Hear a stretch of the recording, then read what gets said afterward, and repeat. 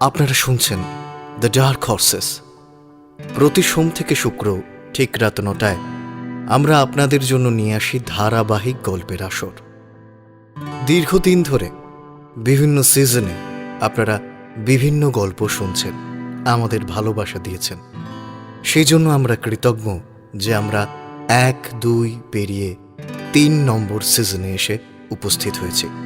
এই সপ্তাহে আপনারা শুনছিলেন বৃষ্টিধারার ফাইনাল সিজন 3।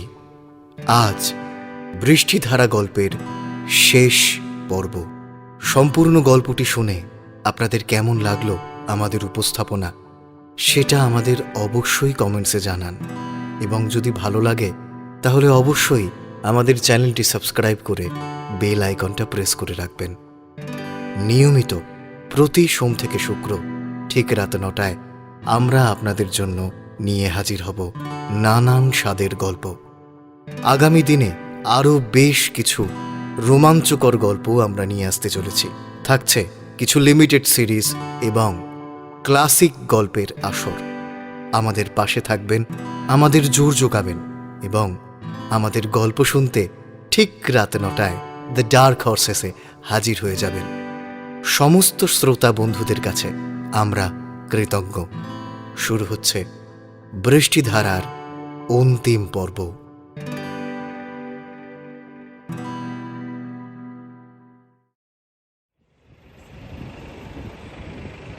স্ট্যান্ড করা কাওয়াসাকির ওপর বসে বৃষ্টি রাস্তার ওপারে দাঁড়িয়ে থাকা মানুষটার দিকে তাকিয়ে আছে। ছেলেটার ক্লান্তি মাখা মুখে ঠোঁটের ভাঁজে থাকা হাসির মাঝে যে ভালোবাসার এক চিলতে শান্তি মিশে রয়েছে তা অনুভব করতে পারছে বৃষ্টি। পড়াশোনা, কোচিং, বাড়ির চাপ, নিতার মানসিক অবস্থা সামাল দিতে গিয়ে এই কদিন বড্ড ক্লান্ত বৃষ্টি। মেয়েটাকে বুঝিয়ে লাভ নেই, অভিমান করে আছে। তার উপর সামনের সপ্তাহে পুজো, ইচ্ছে না থাকলেও বাড়ি যেতে হবে। সবটা নিয়ে বড্ড বিধ্বস্ত শারীরিক মানসিক দিক থেকে। এখন টিফিন পিরিয়ডেও তেমন ফাঁকা থাকে না কেউই। চাপ বাড়ছে দুজনেরই, তাই কলেজ শেষে বাড়ি ফেরার পথে আর কোচিংয়ে যাওয়ার পথে দুজনের একসাথে মিনিট কয়েক কাটানোর সময়টা বড্ড কাছের। কথাগুলো ভাবতে গিয়ে ঠোঁটে একচিলতে হাসি ফোটে বৃষ্টির। এত ক্লান্তির মাঝেও প্রচণ্ড ইচ্ছে করে মৃন্ময়ের হাতটা ধরে দাঁড়াতে। তাই নিজের ক্লান্ত শরীরটাকে কোনো রকমে টেনে বাইক থেকে নামিয়ে ওর কাছে যাওয়ার জন্য ও পা বাড়ায়। মৃন্ময়ের কাছে যাচ্ছ বুঝি? কথাটা শুনে ঘাড় ঘুরিয়ে পাশে তাকায় বৃষ্টি। সাথে সাথেই ওর ভ্রু দুটো কুঁচকে যায়। রিক্তা দাঁড়িয়ে রয়েছে। মেয়েটার গা জ্বালানো হাসিটা দেখে বিরক্তিতে চোখ মুখ বন্ধ করে নিজেকে সামলে পরক্ষণই তীক্ষ্ণ চোখে তাকায় ওর দিকে। বিরক্তি মেশানো সুরে ও বলে ওঠে, তুমি হঠাৎ এখানে? কি মনে করে? না, তেমন কিছু না, এই রাস্তা দিয়ে যাচ্ছিলাম, তোমায় দেখতে পেয়ে দাঁড়ালাম। রিক্তার শরীরে একটা গা ছাড়া ভাব। তোমায় আগেই বলেছিলাম, সেই তুমি শুনলে না বৃষ্টি। রিক্তার অর্থপূর্ণ চাহনি দেখে বৃষ্টি ওর দিকে তীক্ষ্ণ চোখে তাকায়। দৃঢ় গলায় প্রসঙ্গ পাল্টায় বৃষ্টি। তা তোমার ফ্যাশন ডিজাইনিং এর কোর্স কমপ্লিট নিশ্চয়ই? এখন করছো কি? বাহ, সবই তো জানো দেখছি। তা মৃন্ময় বলেছে মনে হয়। মেয়েটার করা প্রশ্নে বৃষ্টি হেসে ওঠে। যেই বলুক, তাতে তোমার কি? বেশ কায়দা করে এড়িয়ে গেলে তো আমার কথাটা।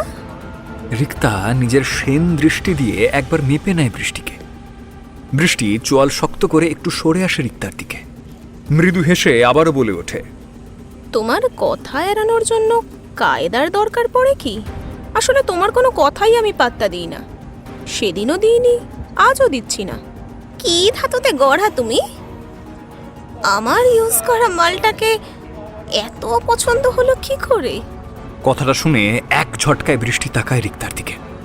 দাঁতে দাঁত চিপে ফিসফিসিয়ে বলে ওঠে, don't cross your limit Rikta. রাস্তায় আছো, কথাটা মনে রেখো। নিজের সম্মানটা আশা করি রাখতে চাও সবার সামনে। আই লাইক দ্যাট স্পিরিট বৃষ্টি। কিন্তু কি বলো তো? রিক্তা ঠোঁট চিপে বাঁকা হেসে একটু ঝুঁকে পড়ে বৃষ্টির দিকে। সত্যি কথা বলেছি তো, তাই গায়ে লেগেছে। বৃষ্টি একইভাবে তাকিয়ে রয়েছে মেয়েটার দিকে। রিক্তা একটু সরে এসে দীর্ঘশ্বাস ছাড়ে। বাট ফ্র্যাঙ্কলি স্পিকিং, তোমার জায়গায় আমি থাকলে সবটা শোনার পর ফিরেও তাকাতাম না। এটাই তো তোমার আর আমার মধ্যে পার্থক্য। আর সেদিনের দোষটা তোমার ছিল, রূপের নয়। তীক্ষ্ণ স্বরে দাঁতে দাঁত চিপে কথাটা বলে বৃষ্টি। বৃষ্টি সোজাসুজি তাকিয়ে রয়েছে রিক্তার চোখে চোখ রেখে। দুজনেরই চোয়াল শক্ত। এই নাও ধারা তোমার আইস। রিক্তাকে বৃষ্টির সামনে দেখে মৃন্ময়ের মুখের কথাটা মুখেই থেকে যায়।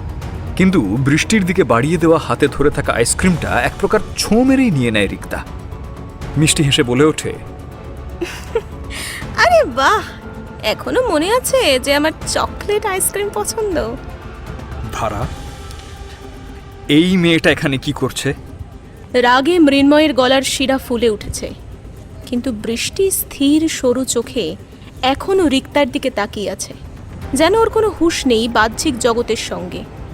বৃষ্টিকে চুপ থাকতে দেখে মৃন্ময় বুঝতে পারে কিছু একটা ঘটেছে ওদের মধ্যে, না হলে এতটা শান্ত বৃষ্টি কখনোই থাকে না।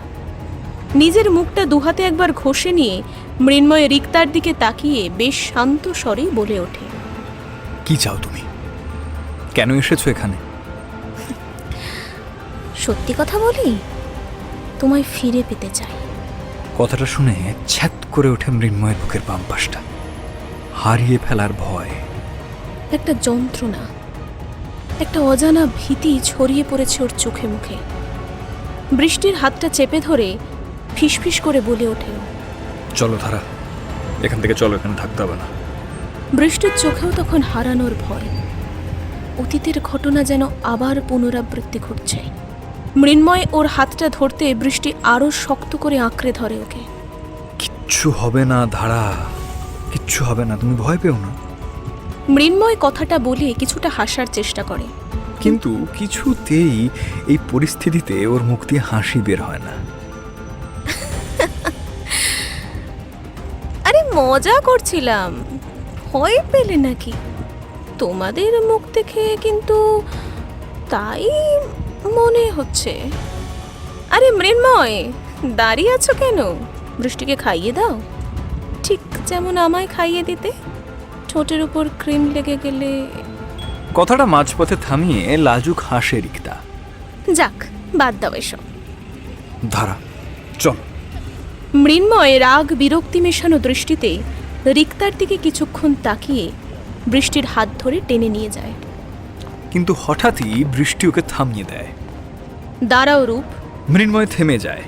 বৃষ্টি ওর অন্য হাতে থাকা আইসক্রিমটা নিয়ে রিক্তার দিকে এগিয়ে যায়। চোয়ালটা শক্ত করে চেপে ধরে জোর করে প্রায় পুরো আইসক্রিমটা ঠুসে দেয় ওর মুখে। আর দাঁতে দাঁত চিপে ফিসফিস করে বলে ওঠে, সবাই রিক্তা নয় যে একটা ছেলের উপর থেকে মন উঠে গেলে তাকে ছেড়ে দিয়ে অন্য ছেলে খুঁজবে। কেউ কেউ বৃষ্টিও হয়, মন থেকে ভালোবেসে আগলে রাখতে জানে তারা। একটা তীক্ষ্ণ কঠিন দৃষ্টি এনে বৃষ্টি সরে আসে ওর কাছ থেকে। মুহূর্ত কয়েক আগে নিজের সাথে ঘটে যাওয়া ঘটনায় রিক্তা স্তম্ভিত। মৃন্ময় হতবাক। রাস্তার লোকজনও ঘুরে তাকিয়ে মুচকি হাসছে এই ঘটনা দেখে। বৃষ্টি মৃন্ময়ের সামনে এসে ওর হাত ধরে, গভীর আদুরে গলায় বলে ওঠে, ভয় আমি পেয়েছিলাম ঠিকই, কিন্তু জানি তো তুমি আমারই, শুধু আমার।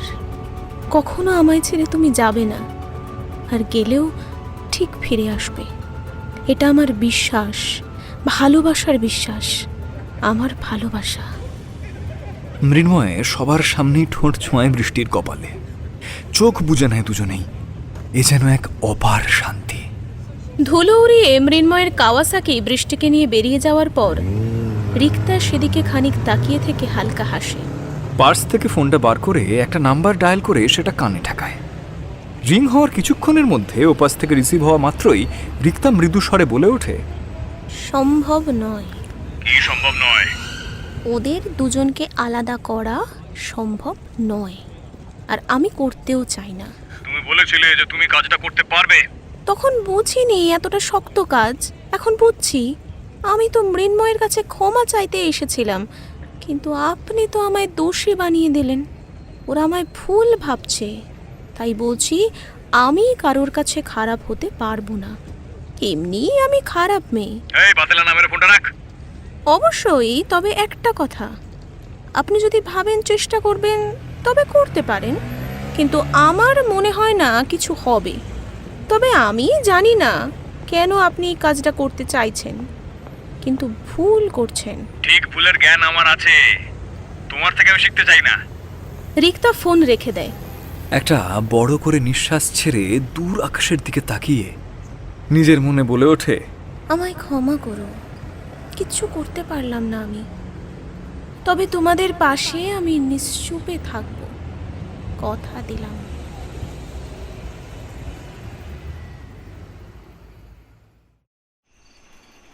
পৌঁছে গেছো ধারা? শত ক্লান্তি থাকুক, এই একটা ডাক যেন সমস্তটা এক নিমেষে শুষে নেয়। হ্যাঁ, একটু আগে পৌঁছালাম। ফ্রেশ হয়ে খেয়ে বাবা মার সাথে একটু গল্প করছিলাম। তুমি কখন পৌঁছালে? বেশ অনেকক্ষণ তোমার অপেক্ষা করছিলাম। কুশনটাকে বেশ ভালো করে জড়িয়ে ধরে মৃন্ময়। ফোনটা কাঁধের সাহায্যে কানে চেপে ধরে নিজের বিছানা ঝেড়ে বালিশ সাজিয়ে রাখতে রাখতেই আদুরে গলায় বৃষ্টি বলে ওঠে, তাই? তা বাড়ির সবাই ঠিক আছে? মা, বৌদি, দাদা ঠিক আছে, বাকি কারোর খবর আমি জানি না। শেষের কথাটায় একটু গম্ভীর হয়ে আসে মৃন্ময়ের গলার আওয়াজ। আর এই গাম্ভীর্যের কারণ স্পষ্ট বুঝতে পারে বৃষ্টি। এরকম করে বলো না রূপ।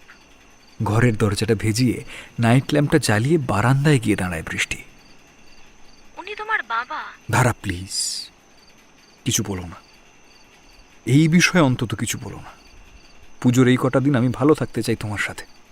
ওই মানুষটাকে আমাদের মধ্যে এনো না যে যে তোমাকে অপমান করে, কষ্ট দেয়।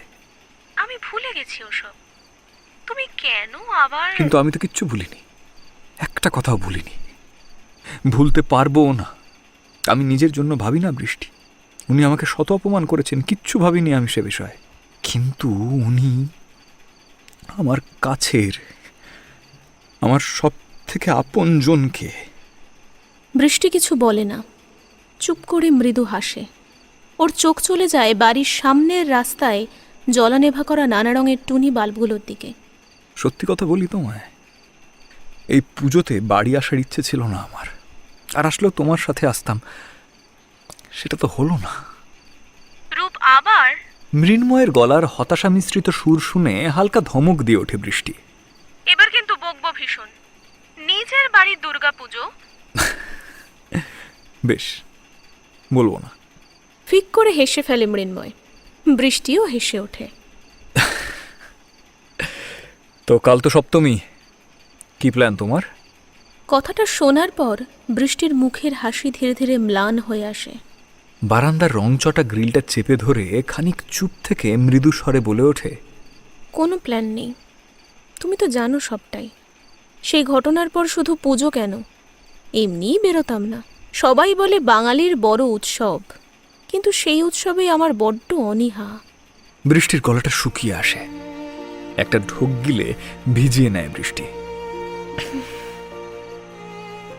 আমি তো এই জায়গাটা থেকে পালাতে চাই, যেখানে আমার অতীত বারবার ঘুরে ফিরে আসে। এবারও তাই, শুধু মায়ের জেদে এবার আসা। না হলে ওখানে তো আমি ভালোই ছিলাম। ফোনের উপাস থেকে মৃন্ময় যেন স্পষ্ট অনুভব করতে পারে বৃষ্টির অনুভূতি, আবেগ। আদুরে ক্ষীণ গলায় ও ডেকে ওঠে, বৃষ্টি নিশ্চুপ। ওর ভারী হয়ে আসা নিঃশ্বাস আঘাত আনছে ফোনের উপর, ফুটিয়ে তুলছে ওর উপস্থিতি। ভালোবাসি তোমায়। আমিও তোমাকে ভালোবাসি রূপ। মেয়েটার মিষ্টি স্বর শোনা যায় আবার। স্বস্তির নিঃশ্বাস ফেলে মৃন্ময়। রেস্ট নাও, তুমি এখন টায়ার্ড। মনে পড়ছে তোমায় খুব, এসো না আমার কাছে। বৃষ্টির আদুরে আবদার নিমেষে এক মুঠো ভালো লাগা ছড়িয়ে দেয় মৃন্ময়ের মনের আনাচে কানাচে। উঠে জানলার সামনে গিয়ে দাঁড়ায় ও। আমি তো তোমার খুব কাছেই রয়েছি ধারা। হাত বাড়ালেই আমাকে ছুঁতে পারবে, চোখ বুঝলেই আমাকে অনুভব করতে পারবে। চোখ দুটো চেপে বন্ধ করে ঠোঁট কামড়ে ধরে বৃষ্টি। মনটা কেমন খচখচ করছে ওর। মুহূর্তে মৃন্ময়ের হাসি মাখানো মুখটা ভেসে ওঠে ওর দু চোখের পাতায়। একটু শান্ত লাগে নিজেকে। জানো ধারা, চাঁদ আমার ভীষণ প্রিয়। চোখ খুলে তাকায় বৃষ্টি, মৃদু হাসে। যদি খুব মন খারাপ হয়, আকাশের ওই চাঁদটাকে দেখো, আমাকে ঠিক খুঁজে পাবে। বৃষ্টির চোখ চলে যায় দূর আকাশে মেঘের মাঝে ভেসে থাকা এক ফালি চাঁদের দিকে। ঘুমাও ধারা, অনেক রাত হলো। কথাটা শুনে ঘরে থাকা ঘড়িটার দিকে তাকায় বৃষ্টি। রাত 11টা বাজতে যায়। আর তুমি?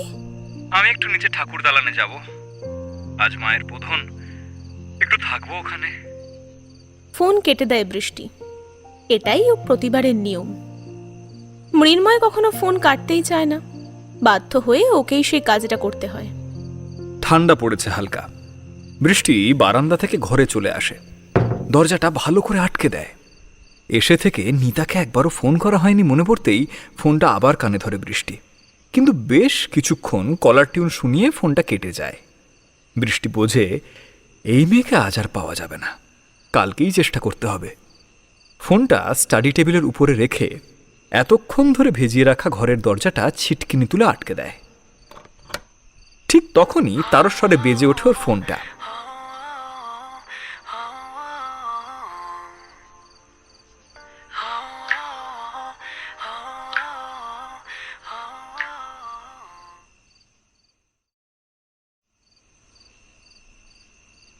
ওপাশ থেকে ফোনটা কেটে যাওয়ার পরও প্রায় কিছুক্ষণ একইভাবে জানলা দিয়ে বাইরে তাকিয়ে থাকে মৃন্ময়। হালকা হেসে পিছন ঘুরতেই প্রবোধবাবুকে দাঁড়িয়ে থাকতে দেখে একটু চমকে ওঠেও, কিন্তু সাথে সাথেই মুখের ভাব কঠিন হয়ে ওঠে মৃন্ময়ের। ভ্রু কুচকে জিজ্ঞেস করে, কি তুমি এখানে হঠাৎ কি মনে করে? তাহলে এই মেয়েটাই তোমার বিদেশে না যাওয়ার একমাত্র কারণ, তাই তো? কোনো রকম ভনিতা ছাড়াই কথাটা বলেন প্রবোধবাবু। ভ্রু দুটো কুঁচকে আসে মৃন্ময়ের। কিছুক্ষণ বাবার মুখের দিকে তাকিয়েও বলে ওঠে, মানেটা খুব স্পষ্ট। বৃষ্টিধারা, তুমি ওকে ভালোবাসো, তাই ওই তোমার পিছু টানের একমাত্র কারণ। না হলে তোমার তো আমাদের কারোর উপরে টান নেই। অবশ্য হ্যাঁ, মা দাদা বৌদির উপরে সামান্য রয়েছে, আমার উপরে তো তোমার কোনো টান নেই। বৃষ্টির সম্বন্ধে কথাগুলো শুনে চোয়াল শক্ত হয়ে আসে মৃন্ময়ের। কিন্তু কিছু বলতে যেতেই প্রবোধবাবু হাত দেখিয়ে ওকে থামিয়ে দিয়ে আবার গর্জন করে ওঠেন, না আসলে কিচ্ছু বলবে না তুমি, আমি সব শুনেছি নিজের কানে। দাও ফোনটা, দাও। Don't do this. মৃন্ময়ের দু চোখেই ভয়ের ছাপ স্পষ্ট। ফোনটা দাও, আমি মেয়েটার সাথে নিজে কথা বলবো। গম্ভীর স্বরে কথাগুলো আবার বলেন উনি। বাবা প্লিজ। চাপা ভয়ে কেঁপে ওঠে মৃন্ময়ের গলা। কাতর গলার স্বরে শব্দগুলো চাপা পড়ে যায়। ভয়, সেটা নিজের জন্য নয়, বৃষ্টির জন্য, ওর ধারার জন্য। কারণ নিজের বাবাকে ওর থেকে বেশি আর কে চিনবে? মৃদু হাসি খেলে যায় প্রবোধবাবুর ঠোঁটে। বাবা, কতগুলো বছর পরে ডাকলে। আমার খুশি হওয়ার কথা ছিল, কিন্তু হতে পারছি না। ওনার ঠোঁটের মৃদু হাসিটা ধীরে ধীরে তাচ্ছিল্য সুলভ হয়ে ওঠে। ভয় এরকমটা করো না প্লিজ। ভিজে যায় মৃন্ময়ের দু চোখ, গলার স্বর ক্ষীণ। বাবা, বলছি না তোমাকে আমি ফরেনে পাঠাবো? সমস্ত বাধা পিছুটান এক নিমেষে উপড়ে ফেলবো আমি। জোরে চেঁচিয়ে ওঠেন প্রবোধবাবু। মৃন্ময়ও রাগে কষ্টে চিৎকার করে ওঠে, কেন জোর করছো তুমি? আমি তো চাইছি না যেতে, ওই বৃষ্টির জন্য, তাই তো? জিজ্ঞাসা করেন প্রবোধবাবু। মৃন্ময় চুপ করে থাকে। যদি ওই মেয়েটাই তোমার জীবনে না থাকে? শেষ কথাটা শুনে ঝটকা মেরে তাকায় মৃন্ময়।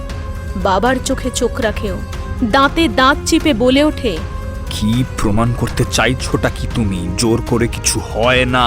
হয় হয়, সব হয়। জোর করে সব সম্ভব। তুমি যদি না চাও যে আমি বেশি কিছু করি, তাহলে ফোনের লকটা খুলে ফোনটা করো। বাবার চিৎকারে মৃন্ময়ের বুকটা ছ্যাঁত করে ওঠে। এক পা পিছিয়ে যায়ও। না না, বৃষ্টির কোনো ক্ষতিও হতে দিতে পারবে না। কাঁপা কাঁপা হাতে ফোনটা তুলে মৃন্ময় লক খুলে সেটা এগিয়ে দেয় বাবার দিকে। প্রবোধবাবু বৃষ্টির নাম্বারে কল করে ফোনটা কানে ঠেকান। ওনার ছেলে, উনি জানেন কি করে সামাল দিতে হয়। কয়েক সেকেন্ড রিং হয়ে উপাস থেকে ফোনটা রিসিভ হওয়ার পর একটা মেয়ের মিষ্টি গলার স্বর ভেসে আসে। হ্যাঁ রূপ, বলো। রূপ নয়, রূপের বাবা কথা বলছি। কাকু আপনি? গম্ভীর গলার স্বরটা শুনে থতমত খেয়ে যায় বৃষ্টি। অস্ফুটে বলে ওঠে কথাটা। আপনি এখন? হ্যাঁ আমি এখন। আমার ছেলেটা ফরেনে পড়তে যেতে চায় বৃষ্টি, আর তুমি ওকে যেতে দিচ্ছ না, নিজের কাছে আটকে রেখে দিয়েছো। কেন কেন ওর এগোনোর পথে বাধা হচ্ছ? কেন পিছু টান বাড়াচ্ছ? তুমি চাইছোটাকে? কিছু সময়ের জন্য পুরো মাথা ফাঁকা হয়ে যায় বৃষ্টির। কোনো কথারই সঠিক অর্থ ও খুঁজে বের করতে পারে না। ধীর স্বরে বলে ওঠে, আমি? এসব কি বলছেন কাকু? আমি কেন ওকে আটকাবো? কেন ওকে বাধা দেব? পিছু টান? কিসের পিছু টান? কোনো পিছু টান নেই। আমি ওর দুর্বলতা নই, বরং ওর শক্তি। আমি কেন? আর আপনার এই কথাগুলো সম্বন্ধে আমি কিছুই জানি না, বিশ্বাস করুন। বৃষ্টির গলা ধরে আসে, ঝাপসা হয়ে আসে চোখের পাতা। এসব কি? এসব কেন হচ্ছে? একটু আগেও তো সব ঠিক ছিল, তাহলে এখন হঠাৎ? বৃষ্টির মাথা কাজ করছে না। কান দুটোর চারপাশ গরম হয়ে কেমন ধাপ ধরে আসছে বৃষ্টির। তা তুমি যদি ওর শক্তি হবে, তাহলে ওকে যেতে দাও নিজের লক্ষ্যে। সরে যাও ওর কাছ থেকে, না হলে আমায় কিন্তু অন্য রাস্তা দেখতে হবে। চোখ দিয়ে জল গড়িয়ে পড়ে বৃষ্টির। শুকিয়ে আসা ঠোঁট দুটো হালকা কেঁপে ওঠে। শুকনো গলায় আটকে আটকেও বলে ওঠে, সরে যাব। আমি মৃন্ময়ের কাছ থেকে সরে যাব। আর কোনো সম্পর্ক থাকবে না ওর আর আমার মধ্যে। আমি সরে যাব। কথাটা শোনা মাত্রই প্রবোধবাবু ফোনটা কেটে দেন। মৃন্ময়ের দিকে ফোনটা এগিয়ে দেওয়া মাত্রই ও ছোঁ মেরে ফোনটা নিয়ে নেয়, আর কয়েক মুহূর্ত আগে হওয়া কল রেকর্ডিংটা ও অন করে। বৃষ্টির প্রতিটা ফোন অটো রেকর্ড হয় ওর কাছে, বৃষ্টির কাছেও তাই। রেকর্ডিংটা শুনতে শুনতে কেঁদে ফেলে মৃন্ময়। চোখ বন্ধ করতেই বৃষ্টির কান্না ভেজা মুখটা ফুটে ওঠে। নিজেকে সামলানো ভীষণ কঠিন হয়ে পড়ে ওর কাছে। সমস্ত রাগ ঘৃণা এসে জমা হতে থাকে ওর মধ্যে। হাতের শিরা ফুলে ওঠে, গলার শিরাগুলো স্পষ্ট বোঝা যায়। নাকের ডগা কান লাল হয়ে যায়। ভেজা চোখে বাবার দিকে ঘৃণার দৃষ্টিতে তাকিয়ে চেঁচিয়ে ওঠেও, কেন করলে এরকম? কিসের জন্য? আমি তো ভালো ছিলাম ওর সাথে, কেন ওকেও কেড়ে নিলে? আমি কি দোষ করেছি? কেন সবার থেকে দূর করে দিতে চাইছো তুমি আমাকে? একদম গলা তুলবে না তুমি, গলা তুলে কথা বলবে না আমার সাথে। 100 বার বলবো, 1000 বার বলবো, তুমি শুনে রাখো। যে দূরত্বটা আজ তুমি আমার আর ধারার মধ্যে তৈরি করলে, সেটার জন্য আজ তোমার আর আমার মধ্যে আরো দূরত্ব তৈরি হলো। আর এই দূরত্ব না কোনোদিনও মিটবে না। চোখের জল মুছে নাক টেনে মৃন্ময় শান্ত স্বরে আবার বলে, তবে আমি আমার ধারাকে না ঠিক ফিরিয়ে আনবো নিজের কাছে, ফিরিয়ে আনবো ওকে। ও আমাকে ভুল বুঝবে না, কিছুতেই ও আমাকে ভুল বুঝবে না, কোনোদিনও ভুল বুঝবে না। ঘর থেকে বেরিয়ে যেতে গিয়েও নিজের বাবার দেওয়া হুমকিটা শুনে থমকে দাঁড়ায় মৃন্ময়। মেয়েটার বিপদ কিন্তু এবার তুমি ডেকে আনছো। পারবে তো ওর কিছু হয়ে গেলে নিজেকে সামলাতে? রাগে হাতের মুঠি পাকিয়ে আসে মৃন্ময়ের। জ্বলন্ত চোখে বাবার দিকে তাকিয়ে ফুঁসে ওঠেও, ওর কিচ্ছু হতে দেব না আমি। সব কিছু হারাতে পারি, কিন্তু ধারাকে নয়। ঘর থেকে যত দ্রুত সম্ভব বেরিয়ে চলে যায় মৃন্ময়।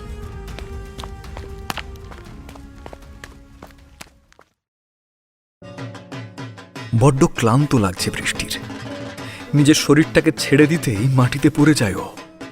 চোখ দুটো ভেজা, নোনতা জল ঝরে পড়ছে। যে দু চোখে কিছু সময় আগেও হাজার স্বপ্ন ছিল, সেখানে এখন নিকষ কালো অন্ধকার। বড্ড ভয় করে বৃষ্টির, নিজেকে গুটিয়ে নেয় ও। নীলচে নাইট বাল্বের আলোয় মায়াবী লাগছে পুরো ঘরটা, আর এই মায়াবী আলোর ঘর যেন ওকে গিলে খেতে চাইছে এখন। কুকড়ে যায় বৃষ্টি আরো। দুই হাঁটুতে মুখ গুজে ফুঁপিয়ে ওঠেও। মুঠিতে চেপে ধরে গায়ের জামাটা। কান্নার তোরে ফুলে ওঠে শরীর। মন ভাঙা যন্ত্রণার কাঁপুনি ছড়িয়ে পড়ে সর্বত্র। পাড়ার মণ্ডপে ঢাক বাজছে, উলুধ্বনি, ঘণ্টা, কাঁসরের আওয়াজ ভেসে আসছে হাওয়ায়, আর তা ছড়িয়ে পড়ছে নিস্তব্ধ রাত্রি মোড়া অঞ্চলটায়। তার আওয়াজে ঢাকা পড়ে যাচ্ছে একটা মেয়ের হাহাকার, অসম্ভব যন্ত্রণার তীক্ষ্ণ আওয়াজ। অবশ্য তার হৃদয়ে কান পাতলেই সমস্তই স্পষ্ট শুনতে পাওয়া যেত। এদিকে মায়ের বোধন শুরু, আর অন্যদিকে অনুভূতির বিসর্জন, প্রারম্ভেই বিনাশ।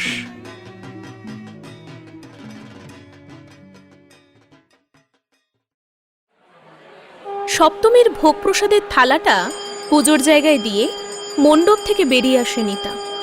হাত খোপা করা ভেজা চুলটা খুলে দেয় একটানে। পরনে থাকা পেঁয়াজি রঙের চুড়িদারের উপর পিঠের সর্বত্র তা ছড়িয়ে পড়ে। মায়ের কড়া নির্দেশ, পুজো শেষের পরেই ভোগের থালা নিয়ে ফিরতে হবে, কিন্তু তার এখনো ঢের সময় বাকি। অস্থিরভাবে কিছুক্ষণ পায়চারি করার পর বিরক্ত হয়ে সামনের ফাঁকা চেয়ারটা টেনে ও বসে পড়ে। বৃষ্টিকে সেই কখন থেকে ফোন করছে, কিন্তু মেয়েটা ফোনই তুলছে না। কাল রাতে যখন ফোন করেছিল তখন ও ঘুমের দেশে, ওর কোনো হুঁশ ছিল না। থুর, এইভাবে এতক্ষণ একা বসে থাকতে ভালো লাগে? বৃষ্টি ফোনটা ধরলে তাও ওকে আসতে বলতাম, কিন্তু ফোনটাই তো তুলছে না মেয়েটা। কি হলো আবার কে জানে। নিজের মনে এক নাগারে কথাগুলো বলে ও আবার ফোন করে বৃষ্টিকে, কিন্তু সেই একই, ফোনটা আবারও বেজে বেজে কেটে যায়। বৃষ্টির বদলে আমি এলাম, কোনো সমস্যা হবে তোর? কথাটা শুনতেই সামনের চেয়ারে বসে থাকা মানুষটার দিকে চোখ চলে যায় নিতার। প্রায় সাথে সাথেই চেয়ার ছেড়ে ও লাফিয়ে ওঠে। বড় বড় চোখে অবাক করা গলায় ও চেঁচিয়ে ওঠে, তুই এখানে কি করছিস? পাড়ার মণ্ডপ, পাড়ার পুজো, আমি তো ভলেন্টিয়ার, এখানেই আছি। সুচেতনের ঠোঁটে মুচকি হাসি। প্রিয়তমার অভিমান আজ সে ভাঙিয়েই ছাড়বে। এতদিনের বিরহ, দূরে সরিয়ে রাখা, এই সবই খুব যন্ত্রণা দিয়েছে ওকে। তুই চলে যা আমার সামনে থেকে, আমি জাস্ট নিতে পারছি না। নিতা, আমার কথাটা একবার শোন না। আমি ভুল করেছি, আমি স্বীকার করছি, আমাকে ক্ষমা করে দে। ভুল? ক্ষমা? সুচেতনের গলায় অনুতাপের সুর থাকলেও তা নিতাকে স্পর্শ করে না।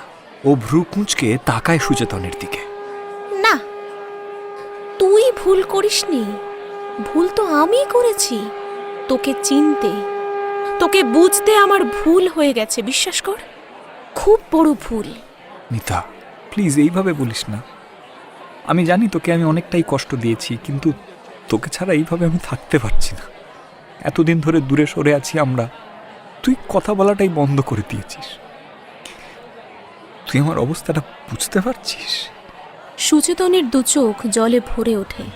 ও একভাবে নিতার দিকে তাকিয়ে থাকে উত্তরের অপেক্ষায়। কি করে পারলি রে এমনটা করতে? একবারও মনে হলো না আমার কথা?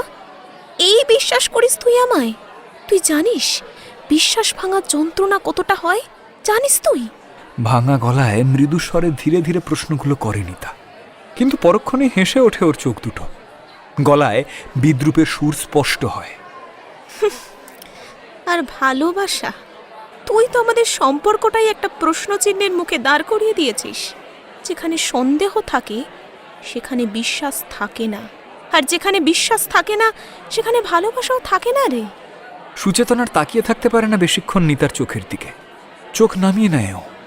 নিজেকে ওর বড্ড ছোট লাগে। নিতার চোখে মুখে যন্ত্রণার ছাপ আরো স্পষ্ট হয়ে ফুটে ওঠে। সুচেতনের মুখের দিকে খানিকক্ষণ একইভাবে ভ্রু কুঁচকে তাকিয়ে থাকার পর ও মুখ ঘুরিয়ে নেয়, কিন্তু পিছন ফিরে চলে যাওয়ার আগে নিজের বাঁ হাতে হালকা টান অনুভব করায় আবার ফিরে তাকায় নিতা সুচেতনের দিকে। ছেলেটা হাঁটু মুড়ে মাটিতে বসে রয়েছে, এক হাত কানে আর অন্য হাত নিতার হাত মুষ্টিবদ্ধ। কাতর চোখে তাকিয়ে ভাঙা গলায় বলে ওঠে, আর হবে না, কখনো হবে না, সরি, ভালোবাসি তোকে। আরে কি করছিস? ওঠ ওঠ, সবাই দেখছে তো। নিতা এবার একটু অস্বস্তিতে পড়ে যায়। ওর হাতটা চেপে ধরে জোর গলায় পাল্টা প্রতিবাদ করে সুচেতন। দেখুক কে, তুই আগে কিছু বল না। নিতা আশেপাশের লোকজনের দিকে আর চোখে তাকিয়ে একটু চোখ গরম করে তাকায় সুচেতনের দিকে। টেনে তুলে দাঁড় করায় ওকে, দাঁতে দাঁত চেপে বলে ওঠে, তুই কি বলার মতো আদৌ কিছু রেখেছিস? সুচেতন নিজের দু হাতের মধ্যে ধরে নেয় নিতার হাত দুটো। ও যেন মরিয়া হয়ে উঠেছে নিজের মনের কথাটা বোঝাতে। আমি তোকে অবিশ্বাস করতে চাইনি নিতা, সত্যি বলছি, কিন্তু তুই আমার থেকে এতটা দূরে আছিস, ফোনে কথা বলা ছাড়া আমাদের তো দেখা হয় না। সত্যি বলছি রে, আমার ভীষণ ভয় করে তোকে নিয়ে, হারিয়ে ফেলার ভয়। সেই জন্যই হয়তো সেই জন্যেই হয়তো অবিশ্বাস করলি আমায়, তাই তো? তাও কার কথা শুনে? আহিল, বাহ, খুব ভালো। আচ্ছা, আমি যদি একই কাজ করতাম কেমন লাগতো তোর? আমি আহিলকে দোষ দিচ্ছি, কিন্তু না, ভুলটা তো তোর। কারোর ইচ্ছা না থাকলে কেউ জোর করে এমন কাজ করাতে পারে না রে। সুচেতন চুপ করে থাকে। ওর বলার মতো সত্যি কিছু নেই আর। এখন ওর নিজেকে সত্যি চড় মারতে ইচ্ছে করছে। সত্যি তো ওরা তো ভালোবাসে একে অন্যকে। সেই ভালোবাসা কি এতটাই দুর্বল যে তৃতীয় কোনো ব্যক্তি অনায়াসে ওদের মধ্যে আসতে পারে, সূক্ষ্ম ফাটল তৈরি করতে পারে? নিতা টেনে ছাড়িয়ে নেয় নিজের হাত দুটো। চোখের কোণ দিয়ে জল গড়িয়ে পড়ে। বড্ড অশান্ত লাগছে ওর নিজেকে। বাড়ির দিকে হাঁটতে শুরু করে ও। পিছন থেকে সুচেতন মৃদু গলায় ডেকে ওঠে ওকে। নিতা, যাস না। চকিতে ঘোরে নিতা। হাত তুলে দূর থেকেই বুঝে আসা গলায় ও চিৎকার করে বলে ওঠে, একদম আসবি না আমার পিছনে।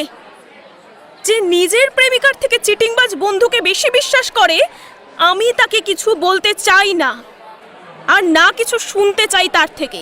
প্রেমিকার গলায় থাকা রাগ আর অভিমানের সুর স্পষ্ট বুঝতে পারে সুচেতন। তার চোখের জল নাড়িয়ে দেয় ওর অন্তরাত্মা।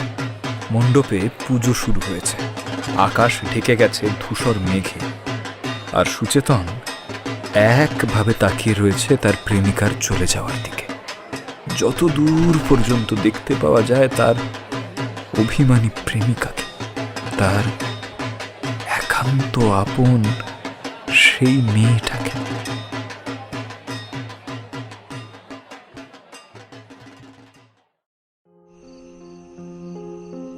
কথায় বলে, নীরবতার অস্ত্রই অভিমানকে খুন করার ক্ষমতা রাখে। কিন্তু এই সময়ে বৃষ্টির মধ্যে কোনো মান, অভিমান বা রাগের কোনো অনুভূতি আসছে না। একটা মিশ্র নামহীন অনুভূতি হচ্ছে। চোখ দুটো বারবার ভিজে যাচ্ছে। মনের ভিতরে চলা প্রশ্নগুলোর কোনো উত্তর নেই ওর কাছে। ও খুঁজে পাচ্ছে না কোনো উত্তর। ধারামা, এই ভর সন্ধেবেলায় ঘরটা এমন অন্ধকার করে রেখেছিস কেন? কথাটা বলতে বলতেই সুপর্ণা দেবী ঘরের আলোটা জ্বালিয়ে দিলেন। বৃষ্টির সুকৌশলে চোখের জলগুলো মুছে নিয়ে উঠে বসে বিছানার উপর। আসলে শুয়ে থাকতে থাকতে চোখ লেগে এসেছিল মা। সুপর্ণা দেবী একটু এগিয়ে আসেন মেয়ের কাছে। বৃষ্টির চোখ মুখ ফোলা। সেটা অতিরিক্ত ঘুমের জন্য না অন্য কিছু তা বোঝা দায়। তবুও সরু চোখে উনি তাকিয়ে থাকেন মেয়ের মুখের দিকে। গম্ভীর গলায় জিজ্ঞাসা করেন, কাঁদছিলি নাকি? হকচকিয়ে যায় বৃষ্টি। মায়ের দিকে একবার তাকিয়ে চোখ সরিয়ে নেয় ও কাঁপা স্বরে বলে ওঠে, কই না তো, চোখের পাতা ভেজা, গলা কাঁপছে। বৃষ্টির মুখটা নিজের দিকে ঘোরান সুপর্ণা দেবী। মিথ্যে বলছিস আমায়? বৃষ্টি মায়ের হাত সরিয়ে নিচে নেমে আসে। আরে ধুর, মিথ্যে বলবো কেন? তুমি ভুল দেখছো। আয়নার দিকে তাকিয়ে খোলা চুলটায় আলগোছে হাত খোঁপা করে বৃষ্টি। মুখটা ভালো করে দেখে নেয়। চোখের জলের দাগ কোথাও লেগে নেই তো? আমি ভুল দেখছি? একজন মায়ের মন ভুল বলছে, তাই না ধারা? বৃষ্টি থেমে যায়।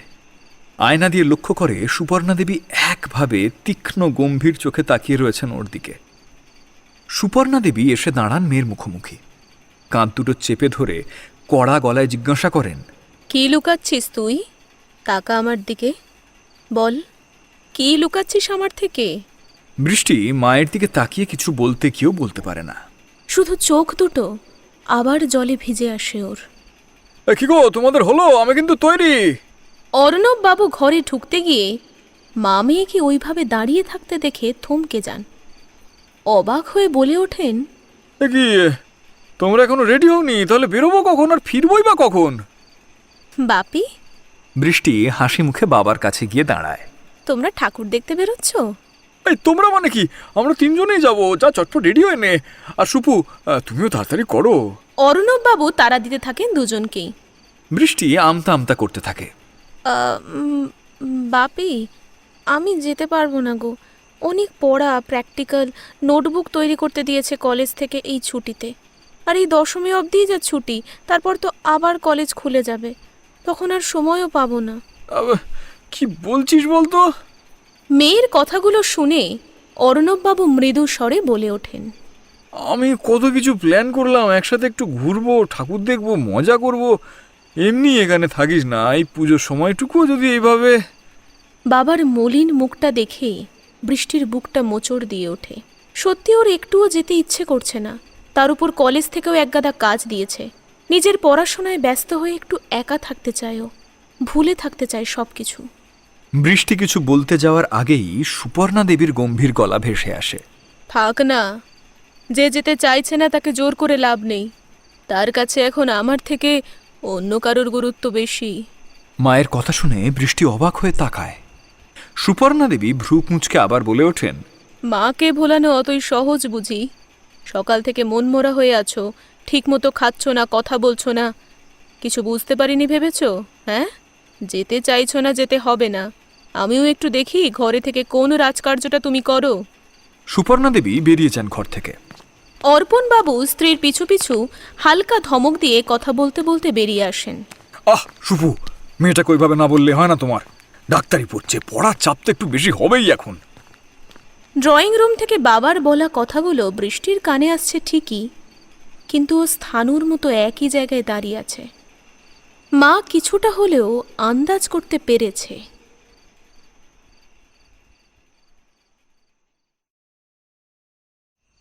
সকালের বেশি থাকা লুচি আর আলুর দমটা হালকা গরম করে প্লেটে বেড়ে নিয়ে ঘরে আসে বৃষ্টি। ঘড়ির কাঁটা বলছে রাত 11টা পার হয়েছে। এতক্ষণ ওর সময়ের জ্ঞান ছিল না। মা বাবা বেরিয়েছে সেই সন্ধে, ফিরতে রাত হবে বলে গেছে। পুরো পাড়াটা শান্ত হচ্ছে ধীরে ধীরে। ওদের ফ্ল্যাটেও বোধহয় তেমন কেউ নেই। একটু আগেই উপরের পরিবারটা বেরোলো হোল নাইট ঠাকুর দেখবে। খাবারটা নিয়ে বারান্দায় একটা চেয়ার টেনে বসে বৃষ্টি। এতক্ষণ পাড়ার মণ্ডপে জোরে গান বাজছিল বলে এই দিকের দরজাটা বন্ধ ছিল। রাত বেশি হতে একটু আগেই বন্ধ করলো সব। খাবারটা খেতে খেতে ফোনটা চেক করে বৃষ্টি। না, কিচ্ছু নেই। সকালে বেশ অনেকবার ফোন করেছিল মৃন্ময়, ধরেনিও। শেষে বিরক্তিতে, অভিমানে, কষ্টে ব্লক করে দিয়েছে নাম্বারটা সব জায়গা থেকে। হালকা ঠান্ডা হাওয়া দিচ্ছে, তারই সাথে ভেসে আসছে ছাতিম আর কদম ফুলের নেশা ধরানো সুবাস। বাড়ির সামনে ঝোলানো নানা রঙের আলোর চেনগুলো নিজেদের ছন্দে মেতে রয়েছে। আলোর খেলার দিকে একইভাবে তাকিয়ে থাকতে থাকতে হেসে ফেলে বৃষ্টি। হাসিটা যেন নিজের প্রতি। ওর জীবনটাও তো ওর সাথে একইভাবে খেলা খেলে চলেছে অবিরাম। হঠাৎই সামনের বাড়ির পাঁচিলের সাইড ঘেঁষা পাতাবাহারি গাছটার দিকে চোখ পড়তেই বৃষ্টি চমকে ওঠে। চেয়ার ছেড়ে উঠে দাঁড়িয়ে এগিয়ে আসে একটু। গ্রিলে হাত রেখে খানিকক্ষণ একইভাবে চেয়ে থাকে সেই দিকে। মুহূর্তের মধ্যেই চোখের সামনেটা ঝাপসা হয়ে আসে ওর। মৃন্ময়? হ্যাঁ, তাই তো, স্পষ্ট দেখা যাচ্ছে ছেলেটাকে। ম্লান মুখে বাইকের উপর বসে বৃষ্টির ঘরের বারান্দার দিকে একভাবে তাকিয়ে আছে ও।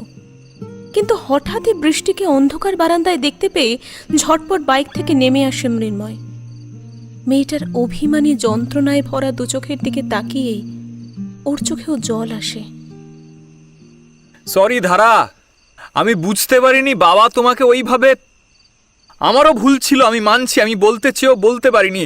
কিন্তু প্লিজ আমাকে ভুল বুঝো না ধারা, প্লিজ। মৃন্ময় হাঁটু ভেঙে মাটিতে বসে পড়ে। দোকানে হাত দিয়ে ভেজা চোখে কাতর কণ্ঠে একনাগারে বলে চলেছে কথাগুলো। বৃষ্টির চোখ দিয়ে জল গড়িয়ে পড়ে। প্রিয় মানুষটার কথা শুনে একটা সূক্ষ্ম হাসির রেখা ফুটে ওঠে ওর ঠোঁটে। খুব ইচ্ছে করছে এক ছুটে গিয়ে তাকে জড়িয়ে ধরতে বুকের মধ্যে। তাতে ওর ভিতরে জমে থাকা ভারটা খানিক হালকা হবে হয়তো, কিন্তু ওর মন সায় দিচ্ছে না। এতটা অপমান, এতটা কষ্ট সহ্য করার পরও একটা সরি কি সত্যি সমস্তটা এক নিমেষে ভুলিয়ে দিতে পারে? এক্ষেত্রেও আত্মসম্মান জয়ী হয় ভালোবাসার কাছে। মুখের আদল বদলে যায় বৃষ্টির। কঠিন হয়ে ওঠে ওর শরীরী ভাষা। চোখের জলটা ও মুছে নেয় হাতের উল্টো পিঠ দিয়ে। মুখ ঘুরিয়ে নেয় বৃষ্টি, কিন্তু পাশে তাকাতেই ও চমকে ওঠে। অস্ফুটে বলে ওঠে, মা তুমি? সুপর্ণা দেবী কখন পাশে এসে দাঁড়িয়েছেন তা দুজনের কেউই জানে না। মৃন্ময় নিচ থেকে আবছা আলোয় বুঝতে পারে বৃষ্টির মায়ের উপস্থিতি। ও নিজেও খানিক হকচকিয়ে ওঠে। ঠাস করে একটা চড় এসে পড়ে বৃষ্টির গালে। শুকনো একটা ঢোক গিলে বৃষ্টি মায়ের দিকে ভেজা চোখে তাকায়। সন্দেহ তো সকাল থেকেই হচ্ছিল। বাড়িতে ঢোকার আগেই দেখতে পেয়েছিলাম, বুঝে নিতে অসুবিধা হয়নি। বৃষ্টি চোখ নামিয়ে নেয়। সুপর্ণা দেবী চাপা গলায় ভর্ৎসনার সুরে বলে ওঠেন, লজ্জা করে না তোমার? একবার আঘাত খেয়েও শিক্ষা হয়নি? দোকান কাটা নির্লজ্জের মতো আবার সেই একই জিনিস। কোন সাহসে আবার প্রেম করার সাহস পাও তুমি? বলেছিলাম তো মেনে নেব না। তারপরও চলো তুমি ভিতরে। তোমার বাবাকেও বলি, মেয়ে ঘরে বসে বসে ঠিক কোন রাজকার্যটা করছিল। মেয়ের হাত ধরে টেনে ভেতরে নিয়ে যেতে যেতে কথাগুলো বলতে থাকেন সুপর্ণা দেবী। ডাক্তারি পড়ছে, বাড়ি ছেড়ে পিজিতে থাকে, এই জন্য তো এসব দেখতে হবে এখন। ডানা গজিয়েছে কি না? আজ তোমার একদিন কি আমার একদিন। চলো তুমি।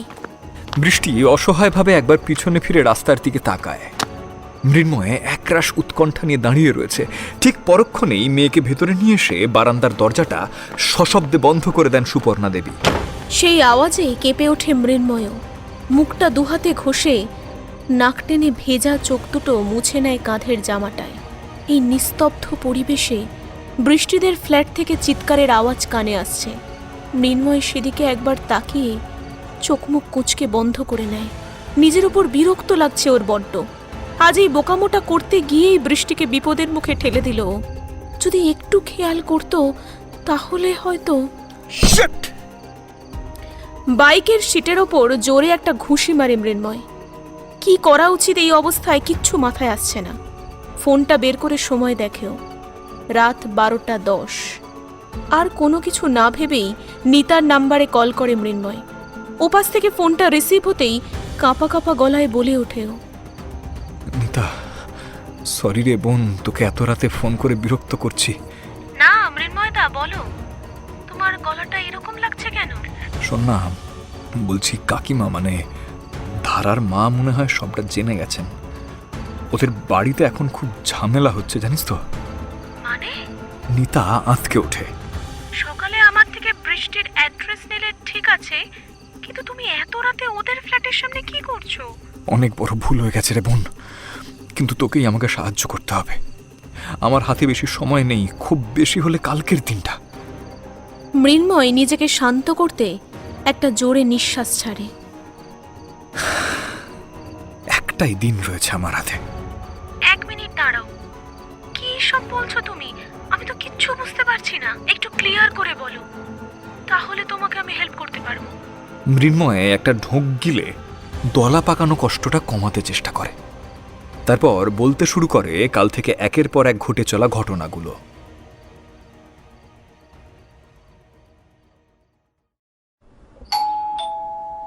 পরদিন 7 সকালে কলিং বেলটা বেজে উঠতে সুপর্ণা দেবী দরজা খোলেন। নিতা একগাল হাসি নিয়ে দাঁড়িয়ে রয়েছে বাইরে। আয়, ভিতরে আয়। বৃষ্টি কোথায় কাকিমা? নিতার করা প্রশ্নটা শুনে একটু গম্ভীর গা ছাড়া ভাবে সুপর্ণা দেবী বলে ওঠেন, নিজের ঘরে আছে, দেখ, যা কথা বল। নিতা বুঝতে পারে হাওয়া বেশ গরম, কিন্তু কাজটা তো ওকে করতেই হবে। মৃন্ময়কে কথা দিয়েছে যে করেই হোক আজ বৃষ্টিকে বাড়ি থেকে বের করে ওর কাছে নিয়ে যাবে, পারতে ওকে হবেই। বৃষ্টির ঘরের ভেজানো দরজাটা ঠেলে নিতা ভিতরে ঢুকে আসে। মেয়েটা মন মরা হয়ে বসে রয়েছে। বৃষ্টি? নিতার ডাকে হুঁশ ফেরে বৃষ্টির। প্রিয় বন্ধুকে নিজের সামনে দেখে ও আর সামলাতে পারে না নিজেকে। শক্ত করে জড়িয়ে ধরে ফুঁপিয়ে কেঁদে ওঠে ও। সবটা শেষ হয়ে গেছে নিতা, কিচ্ছু নেই আর, কিচ্ছু না। নিতা বুঝতে পারে মেয়েটার অসহায়তার কারণ। ও তো জানে সবই। মৃন্ময় কাল রাতে ওকে সব বলেছে। আলতো হাতে বৃষ্টির খোলা চুলে হাত বুলিয়ে দিতে দিতে ও ফিসফিসিয়ে বলে ওঠে, ধুস বোকামে, কাঁদে না, কিচ্ছু শেষ হয়নি। বৃষ্টির চোখের জল মুছিয়ে দুগালে হাত রেখে হালকা হেসে ওঠে নিতা। আমি সবটা জানি, মৃন্ময়দা বলেছে একদম কাঁদবি না তুই, আমার সঙ্গে যাবি আজকে। কিন্তু কোথায় যাব? বৃষ্টি এবার চঞ্চল হয়ে ওঠে। মা আমায় বেরোতে দেবে না রে, মেরে ফেলবে একদম। কাল রাত থেকে ঘরের দরজা বাইরে থেকে বন্ধ করে রেখেছিল, অঞ্জলিও দিতে দেয়নি আজ। তুই আসার একটু আগে খুলে দিল। না না, এইভাবে বেরোনো অসম্ভব। চুপ কর, প্যানিক করিস না, সবটা প্ল্যান করা আছে। নিতার কথা শেষ হওয়ার সাথে সাথেই বৃষ্টির মা ঘরে ঢোকেন, হাতে দুবাটি চাউমিন। টেবিলের উপর বাটি দুটো রেখে একটু ম্লান গলায় উনি বলে ওঠেন, খেয়ে নিস তোরা, তাড়াহুড়োর মধ্যে বানিয়েছি, ভালো হয়নি অতটা। কাকিমা বলছি, আমি বৃষ্টিকে এখন একটু নিয়ে যাব আমার সাথে। ঘর থেকে বেরোতে গিয়েও থেমে যান সুপর্ণা দেবী। পিছন ফিরে ভ্রু কুঁচকে গম্ভীর গলায় জিজ্ঞাসা করেন, নিয়ে যাবি মানে? কোথায় যাবি? মানে ওই আর কি, স্কুলের পুরনো কয়েকজন বন্ধু মিলে প্ল্যান করেছে, একসাথে ঠাকুর দেখতে বেরোবে একটা দিন সবাই মিলে। নিতা বৃষ্টির হাতে আলতো করে চাপ দিতেই মেয়েটা ভয়ে ভয়ে ওর দিকে তাকিয়ে আবার মাথা নামিয়ে নেয়। তো আমায় বলতে আমিও রাজি হই। কাল থেকে এই কথাটা বৃষ্টিকে বলতে চাইছি, কিন্তু ও তো ফোনই তুলছিল না, তাই বাধ্য হয়ে একেবারে ওকে নিতে চলে এসেছি। নিতার কথা শেষ হতে না হতেই সুপর্ণা দেবী কঠিন স্বরে বলে ওঠেন, ও যাবে না কোথাও, তুই চলে যা। মায়ের ধমকে হালকা কেঁপে ওঠে বৃষ্টি। পাশে দাঁড়িয়ে সেটা স্পষ্ট অনুভব করতে পারে নিতা। মেয়েটার হাতের উপর হাত রেখে চোখ টিপে আশ্বস্ত করে করুণ গলায় বলে ওঠে, প্লিজ আন্টি, আমরা তো এখানে থাকি না এমনি, একদিন তো একটু ছাড়ো না ওকে। আর তাছাড়া আমিও তো যাব ওর সাথে। তোর ভরসাতেই তো ছেড়েছিলাম নিতা, অত দূরে পিজিতে ডাক্তারি পড়তে ছেড়েছিলাম মেয়েটাকে, কি লাভ হলো?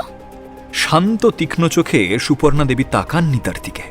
কঠিন স্বরে গর্জে ওঠেন খানিক, সব জানতিস তুই, তবু একবারও বললি না আমায়। কেন কেন ওকে আটকালি না একবারও তুই? তুই তো সব কিছুর সাক্ষী, বল। বৃষ্টি আমায় কিছু না বলুক, তোকে তো সব বলতো। অতীতের ঘটনা স্পষ্ট করে তুই জানিস, তাহলে কেন? না কাকিমা, প্লিজ এরকম ভাবে ভেবো না। মৃন্ময়দা সত্যিই খুব ভালো গো, খুব ভালোবাসে বৃষ্টিকে। নিতা বোঝানোর চেষ্টা করে, কিন্তু পরক্ষণেই আঙুল তুলে চেঁচিয়ে ওঠেন সুপর্ণা দেবী, চুপ! একটাও কথা বলবি না তুই, একদম সাফাই গাইতে আসবি না, আমি শুনতেই চাই না কারো ব্যাপারে। মেয়ের দিকে বড় বড় রাগী চোখে তাকিয়ে থেকে ঘর থেকে দ্রুত পায়ে বেরিয়ে আসেন উনি।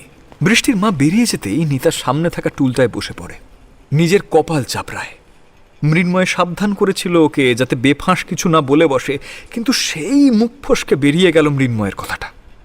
নিতাকে অমনভাবে বসে পড়তে দেখে বৃষ্টির খুব খারাপ লাগে।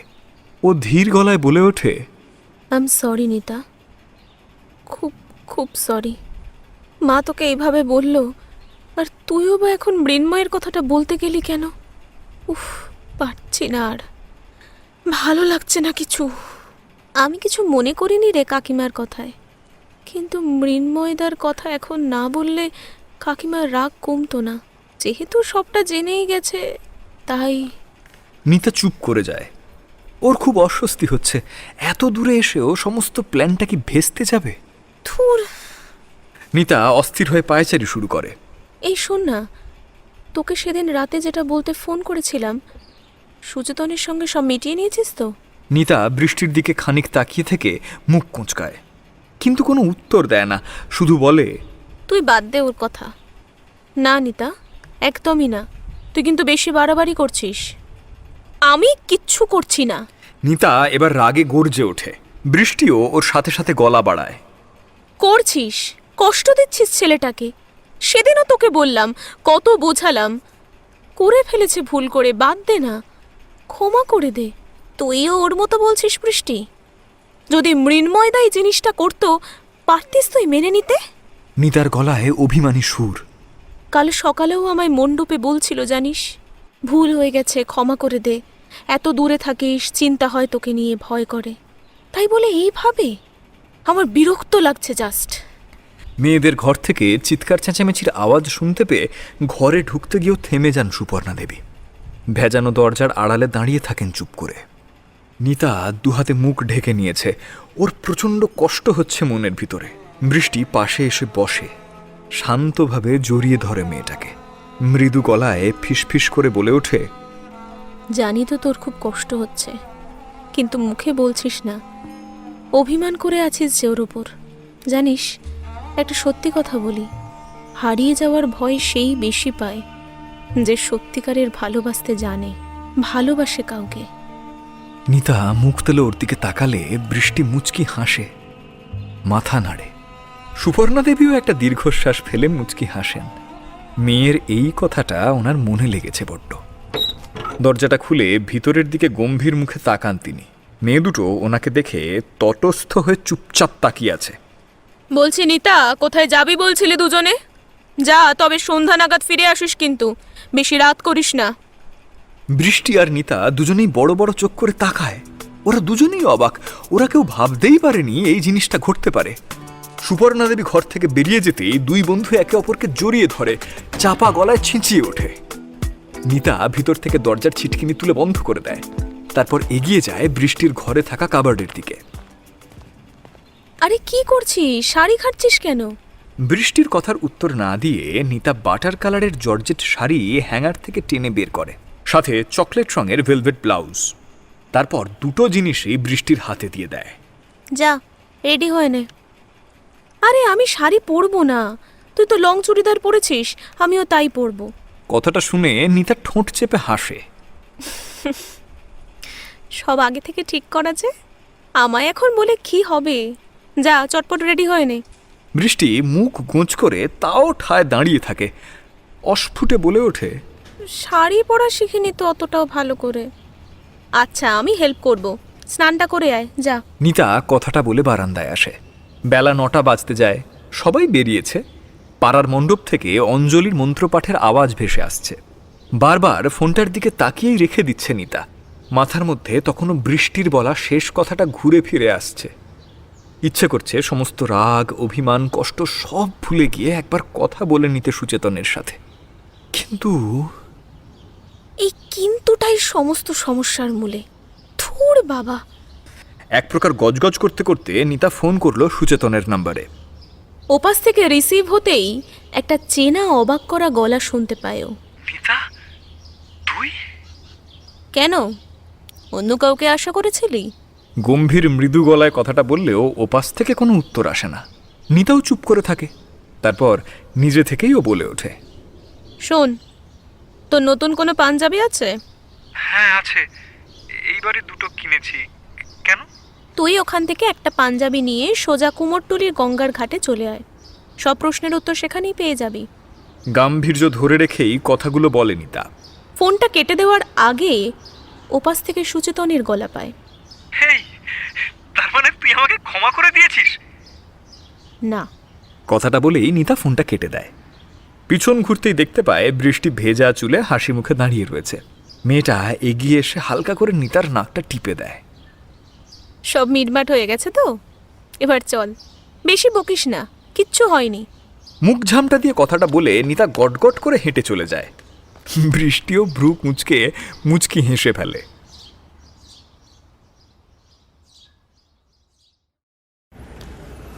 রাস্তা দিয়ে বৃষ্টির হাত ধরে টানতে টানতে নিয়ে যাচ্ছে নিতা।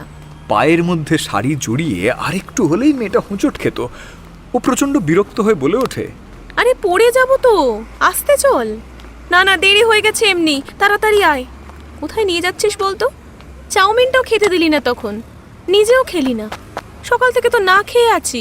নিতা বৃষ্টির কথার কোনো উত্তর না দিয়ে হাঁটতে হাঁটতে বাইপাসে এসে উঠল। মিনিট কয়েক অপেক্ষা করার পর গন্তব্যে যাওয়ার বাসটাকে দেখতে পেয়ে দাঁড় করালো সেটা। বাসে উঠল দুজনেই। বৃষ্টি শুধু চোখ গরম করে একভাবে তাকিয়ে রয়েছে নিতার দিকে।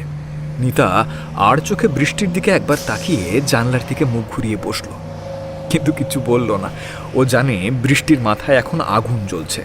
প্রায় 1 ঘন্টা পর শহরের যানজট, ভিড়, এই সমস্ত কিছু কাটিয়ে বাস এসে দাঁড়ালো নির্দিষ্ট স্টপেজে।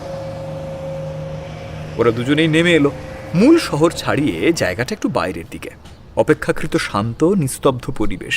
দুর্গাপুজোর আমেজ এখানে বেশ ভালোভাবেই উপভোগ্য। কোথায় যাচ্ছিস নিতা? হেঁটেই তো যাচ্ছি। বৃষ্টির গলার স্বর অত্যন্ত ক্লান্ত। ওর কথা শুনে নিতা ওকে কাতর স্বরে অনুরোধ জানায়, চলেই এসেছি, আর একটু বৃষ্টি। মাথার উপরে চড়া রোদ, শরতের হালকা ঠান্ডা হাওয়াও যেন গায়ে লাগছে না তার উষ্ণ দাপটে। তার উপর এতক্ষণ ধরে না খাওয়া, শরীর দিচ্ছে না একদমই। কিন্তু হঠাৎই সামনে থেকে আসা খোলা হাওয়ার স্পর্শ, ভেজা মাটির গন্ধ আর নরম হয়ে আসা সূর্যের তাপে ঘামে ভেজা ক্লান্ত চোখ দুটো তুলে তাকায় বৃষ্টি। দু চোখে ধরা পড়ে সামনে দিয়ে বয়ে চলা গঙ্গার অবিরাম জলরাশি, বাঁধানো ঘাট, শীতল হাওয়ার ঝাপটা। পাড়ির প্রথম সিঁড়ির ধাপের কাছে একটা বিশাল বটগাছ ছায়া দিচ্ছে অবিরাম। বয়ে চলা নদীর ধার ঘেঁষে কয়েক গোছা কাশফুল ফুটে আছে জায়গায় জায়গায়। বৃষ্টির ঠোঁটের কোণে এক চেলতে হাসির রেখা ফুটে ওঠে। ওর হাত ধরে পাশে দাঁড়িয়ে আছে নিতা। ওর ঠোঁটেও হাসি, কিন্তু সেই হাসিতে জিতে ফেরার অন্যরকম একটা আবেশ। চোখ দুটো নিবদ্ধ অন্য কোনো দিকে। নিতার চোখের দৃষ্টি অনুসরণ করে বৃষ্টিও তাকায় সেই দিকে। বিশাল বটগাছের আড়ালে একজন ছেলেকে দেখা যাচ্ছে। খুব চেনা তার অবয়বটা। বৃষ্টি ভ্রু কুঁচকে খানিক সেদিকে তাকিয়ে থাকার পর ধীরে ধীরে সামনে ফিরল ছেলেটা। এক মুহূর্তে থমকে যায় বৃষ্টির সমস্ত ভাবনা। আশেপাশের পরিবেশ যেন শান্ত হয়ে যায় মুহূর্তে। কোচকানো ভ্রু সোজা হয়, অবাক চোখে তাকিয়ে থাকে ও ছেলেটার দিকে। ঠোঁটে থাকা হাসির রেখাটা ধীরে ধীরে আরো বড় হয়, অশান্ত মনটা শান্ত হয় নিমেষে। ক্লান্তির ছাপ মুহূর্তে মিলিয়ে যায় অনেক দূরে। আচ্ছন্ন একটা পরিবেশ, ঘোলাটে দিন, নিস্তব্ধ সময়। আশেপাশের সব কিছু যেন শান্ত, খুব ধীরে চলছে সময়। তার ফাঁকে শীতল হাওয়া এসে ছুঁয়ে যাচ্ছে ওদের, জানিয়ে যাচ্ছে নিজের অস্তিত্ব। ধারা, আদরে গলার মৃদু ডাক কানে আসে বৃষ্টির, কিন্তু ও যেন এগিয়ে যেতে পারে না মৃন্ময়ের কাছে। নিতা ওকে আলতো করে ধাক্কা দেয়। কি রে বৃষ্টি, যা দাদার কাছে, ডাকছে তো। নিতার ধাক্কায় কয়েক পা এগিয়ে যায় ও। তারপর নিজেই ভারী হয়ে আসা মনটা নিয়ে ধীর মন্থর পায়ে এগিয়ে এসে দাঁড়ায় মৃন্ময়ের কাছে। ছেলেটার মুখের দিকে তাকিয়ে বৃষ্টির চোখ দুটো ঝাপসা হয়ে আসে। মৃন্ময়ের মুখের আদলও ততক্ষণে বদলে গেছে। এক ঝটকায় দুজনে জড়িয়ে ধরে একে অপরকে। বাঁধন ছাড়া কান্নার বেগ তীব্র আর্তনাদ হয়ে বেরিয়ে আসে বৃষ্টির ভিতর থেকে। মৃন্ময়ের চোখের কোণ বেয়েও জল গড়িয়ে পড়ে। এই কাঁদছো কেন তুমি? ধারা, কাঁদবে না একদম, আমি আছি তো। মৃন্ময় বৃষ্টির গাল দুটো আলতো করে ধরে চোখের জল মুছিয়ে দেয়। বৃষ্টি একভাবে চেয়ে থাকে মৃন্ময়ের মুখের দিকে। নাক টেনে ছেলেটার গালে লেগে থাকা জল মুছিয়ে দিতে দিতে ও বলে, তুমিও তো কাঁদছিলে। মৃন্ময় হেসে ফেলে। বৃষ্টি ওর গলা জড়িয়ে ধরে কাঁধের কাছে মাথা রেখে চোখ বোঝে। মৃন্ময়ও জড়িয়ে নেয় তার প্রিয়তমাকে তার বাহু ডোরে। নিতা ওদের দুজনের দিকে তাকিয়ে মুচকি হাসছিল। ঠিক তখনই সুচেতন এসে ওর পাশে দাঁড়ায়। কানের কাছে ফিসফিস করে বলে ওঠে, কি সুন্দর লাগছে না দুজনকে একসাথে? হ্যাঁ, খুব সুন্দর। আমাদেরও কিন্তু দুজনকে একসাথে ভালো মানাবে। কথাটা শুনেই চমকে ওঠে নিতা। পাশে তাকিয়ে দেখে সুচেতন দাঁত বের করে হাসছে, আর ওকে হাসতে দেখে নিতা ফুঁসে ওঠে। এই, তুই এখানে কি করছিস? যা, তুই তো আসতে বললি আমাকে। বলেছিলাম, কাজ হয়ে গেছে তো, চলে যা। না, যাব না, আমি তোর সাথে থাকবো। উফ, আবার শুরু করেছে। নিতা কথাটা বলে অন্যদিকে চলে যেতে চায়, কিন্তু সুচেতন মুখ গোছ করে বসে পড়ে সেই কাদা ভেজা মাটির ওপর, আর জোরে চেঁচিয়ে বলে ওঠে, আমি যাব না, আমি এখানেই থাকবো, এইভাবেই বসে থাকবো। জানি তোর অভিমান হয়েছে, আমি ভুল করেছি তাও আমি জানি, কিন্তু আজ আমাকে ক্ষমা করতেই হবে। আর আজ আমি তোর অভিমান ভাঙিয়েই ছাড়বো। তুই নিজেও কষ্ট পাচ্ছিস আর আমাকেও কষ্ট দিচ্ছিস, এরকমটা চলতে পারেই না।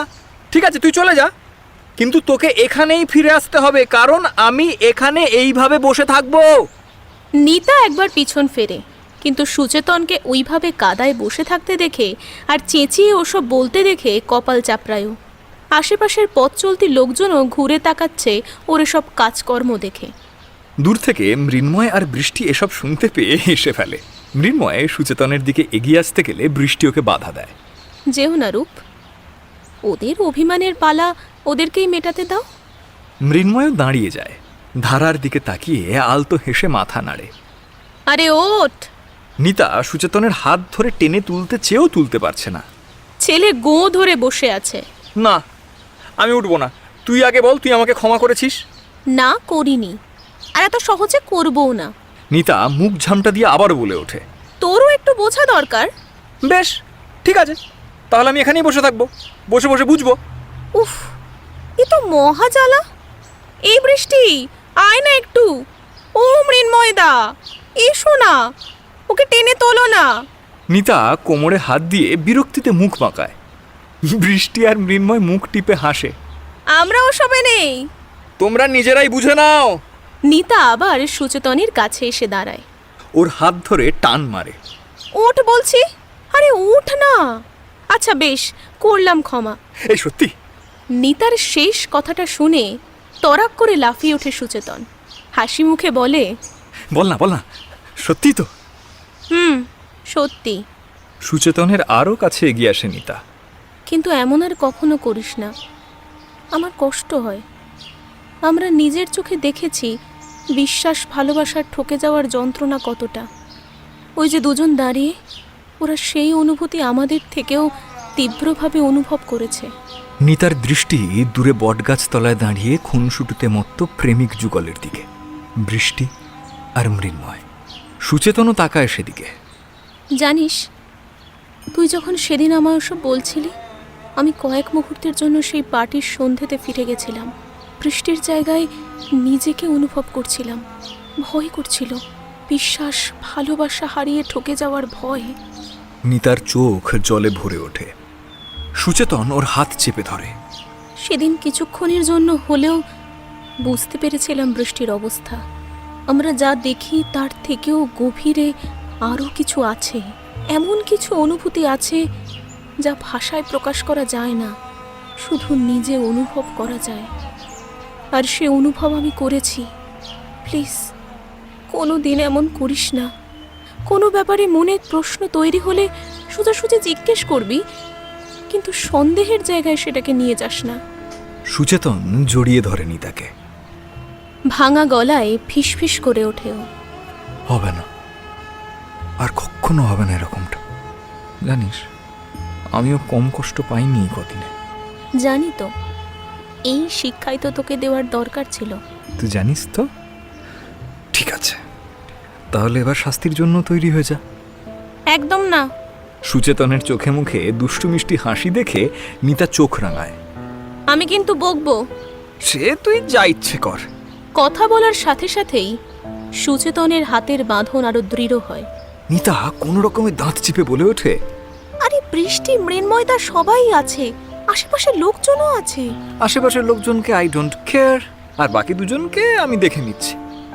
কথাগুলো বলেই সুচেতন জোরে চেঁচিয়ে ওঠে, এই যে কপতি, তোমরা আগে এগো, আমরা একটু পরে আসছি, কেমন? মৃন্ময় আর বৃষ্টি মুচকি হাসে। ওদের আরও হাসি পায় নিতার অসহায় মুখটা দেখে। দুজনে আঙুলে আঙুল রাখে, ভালোবাসার উষ্ণ ছোঁয়া মেখে এগিয়ে যায় সামনের দিকে। পিছনে দৃশ্য দেখার বিন্দুমাত্র ইচ্ছে ওদের নেই। সামনেই কাছের কোনো পুজো মণ্ডপ থেকে এখনো মন্ত্রপাঠের আওয়াজ ভেসে আসছে। বোধহয় ওদের জন্যই এবছর এতটা সময় ধরে অঞ্জলির লগ্ন রয়েছে। ধারা আর রূপ সেদিকে এগিয়ে যায়। পিছনে আসে নিতা আর সুচেতন। এই শুভক্ষণের জন্যই যে সকাল থেকে 4 জন উপোস করেছিল। দিনের আলো পড়ে এসেছে, সূর্য অস্তগামী। গোধূলির নরম আভা ছড়িয়ে পড়েছে সর্বত্র। সারা আকাশ জুড়ে কেউ যেন এক মুঠো আবির ছড়িয়ে দিয়েছে। তারই প্রতিফলন ঘটেছে গঙ্গার জলের ওপর। ঘাটের শেষ সিঁড়িতে পা ডুবিয়ে বসে আছে দুটো অবয়ব। মৃন্ময়ের ঘাড় সংলগ্ন অঞ্চলে বৃষ্টি মাথা রেখেছে নিশ্চিন্তে। ওর একটা হাত মুঠোবন্দি বৃষ্টির আঙুলের মাঝে, অন্য হাত জড়িয়ে রয়েছে বৃষ্টির কাঁধ। শান্ত শীতল হাওয়া ছুঁয়ে চলেছে ওদের। দুদিন ধরে যে ঝড়টা ভীষণভাবে বয়ে চলেছিল ওদের মনের মধ্যে, আজ তা অনেক শান্ত। বৃষ্টির চোখ জোড়া নিবদ্ধ জলের গভীরে, যেখানে শুধুই অন্ধকার। কিন্তু মৃন্ময় একভাবে দেখে চলেছে তার প্রিয়তমাকে, প্রাণ ভরে দেখে নিচ্ছে। সেই লেপ্টে থাকা কাজল, মুখের হাসি, চেনা ভ্রু যুগল সব। জানো, আমি না খুব ভয় পেয়ে গেছিলাম। সেদিনের পর ভীষণভাবে ভয় পেয়েছিলাম। আমি কোনোদিনও তোমার দুর্বলতা হতে চাইনি, তোমায় আটকে রাখতে চাইনি, কোনো পিছুটান, কোনো মায়ায় জড়াতে চাইনি। শুধু ভালোবেসেছি। আর আমি জানি সেই ভালোবাসায় অনেক শক্তি আছে, অনেকটা বিশ্বাস আছে। বৃষ্টির গলা কেঁপে ওঠে। সেইটা বুঝতে পেরে মৃন্ময় ওকে আরো কাছে টেনে নেয়। শীতল হাওয়ায় উষ্ণ স্পর্শটা খুব করে দরকার। আমিও খুব ভয় পেয়ে গিয়েছিলাম জানো। তোমায় কোনোদিনও আমি হারাতে চাই না ধারা, পারবই না তোমাকে ছাড়া থাকতে। কিন্তু এইবার আমাকে চলে যেতে হবে। অষ্টমী অবধি ছুটি পেয়েছিলাম, আর তুমি তো তারও পরে ফিরবে, তাই তো ধারা? মৃন্ময়ের কথায় ওর দিকে তাকায় বৃষ্টি। ঝাপসা চোখ, মলিন মুখ, ঠোঁটে আলতো হাসি। আর একটু থাকবে প্লিজ? বুঝে আসা গলায় ধীরে বলে ওঠে বৃষ্টি। অনুরোধ ফেরাতে পারে না মৃন্ময়, মৃদুভাবে বলে ওঠে, আছি তো, সব সময় রয়েছি তোমার সাথে। উঠে দাঁড়ায় মৃন্ময়, নিজের একটা হাত এগিয়ে দেয় ধারার দিকে। বৃষ্টি সেদিকে অবাক চোখে তাকায়, কিন্তু মৃন্ময়ের সম্মতি পেয়ে হাত রাখে ওর বাড়িয়ে দেওয়া হাতের উপর। উঠে এসে মুখোমুখি দাঁড়ায় একে অপরের। মৃন্ময় শক্ত করে বৃষ্টির হাত দুটো নিজের মধ্যে নেয়, চোখ রাখে ওর চোখের গভীরে। আবেশ জড়ানো গলায় ফিসফিসিয়ে বলে ওঠে, আমি জানি না এরপরে ঠিক কি হবে, ভবিষ্যৎ আমাদের জন্য কি লিখেছে কিচ্ছু জানি না, কিন্তু এখন এই মুহূর্তে এই সময়টায় আমরা বাঁচব। হতেই পারে পরের বছর এই সময় আমরা একসাথে থাকলাম না। না। চাপা চিৎকার বেরিয়ে আসে বৃষ্টির ভিতর থেকে। ও হাত রাখে মৃন্ময়ের ঠোঁটের উপর, ওকে আটকায়। বৃষ্টির গলার স্বর কেঁপে ওঠে। এমন কথা বলো না, ভয় করে। যেখানেই থাকো তুমি শুধু আমারই থাকবে। তোমার সব সিদ্ধান্তে আমি তোমার পাশে থাকব, কিন্তু এমন বলো না। বলবো না, কিন্তু যদি কিছু অপ্রিয় ঘটে সত্যিটা মেনে নিও ধারা। সেটা যতই কঠিন হোক, সত্যি সত্যি। বৃষ্টির চোখ দিয়ে জল গড়িয়ে পড়ে, আর সহ্য হচ্ছে না ওর। মৃন্ময়ের গলার স্বরও ভারী হয়ে আসছে। কিন্তু একটা কথা তোমায় বলি, তোমার সমস্ত ইচ্ছা আমি পূরণ করতে চাই। একটা একটা করে তোমার সমস্ত ইচ্ছে পূরণ হোক। জানি না আমি কতটা পারবো। মৃন্ময় এগিয়ে যায় খাটের সিমেন্ট বাঁধানো ধারের কাছে।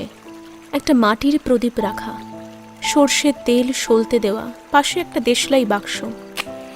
প্রদীপটা জ্বালিয়ে মৃন্ময় সেটা নিয়ে আসে বৃষ্টির কাছে। বৃষ্টি অবুঝের মতো তাকিয়ে সেদিকে।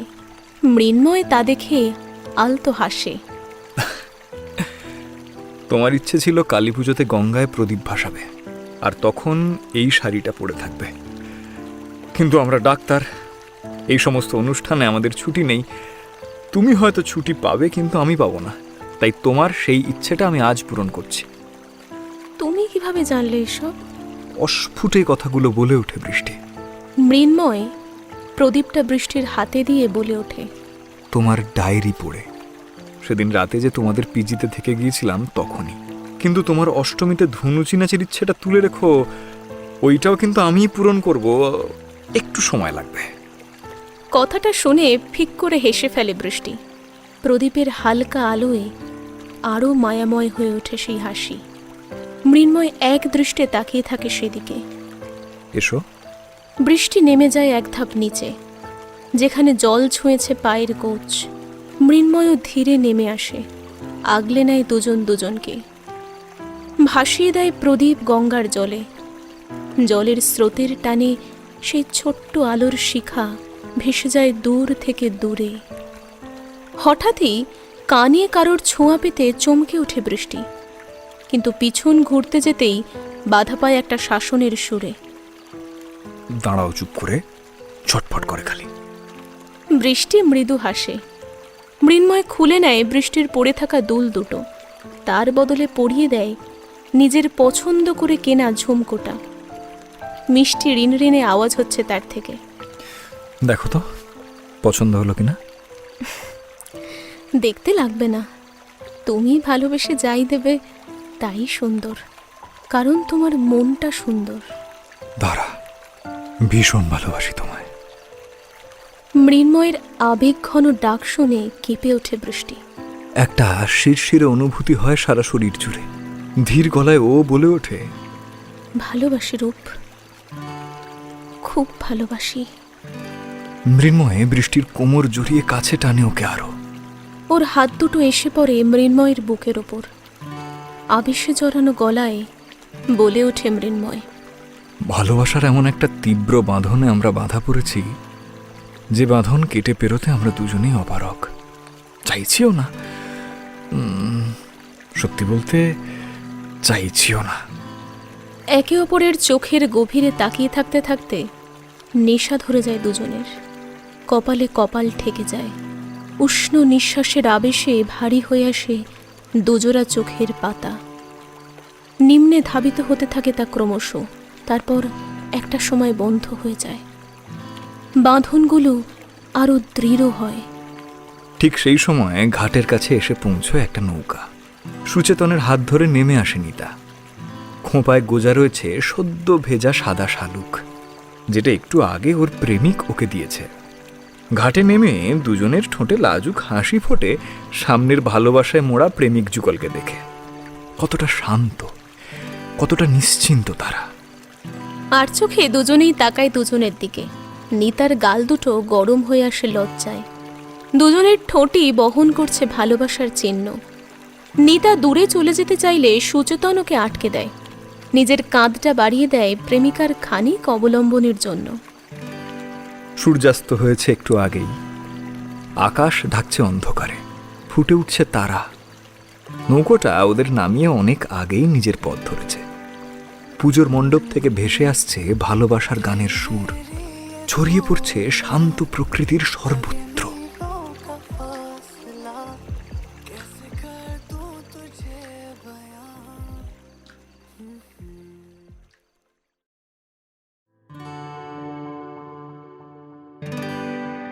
এইরকমই আরও অনেক গল্পের নোটিফিকেশন পেতে বেল আইকনটা টিপতে ভুল করবেন না কিন্তু। আর গল্পটি শুনে আপনার কেমন লাগলো সেই মতামতটা কমেন্ট বক্সে জানান আমাদের।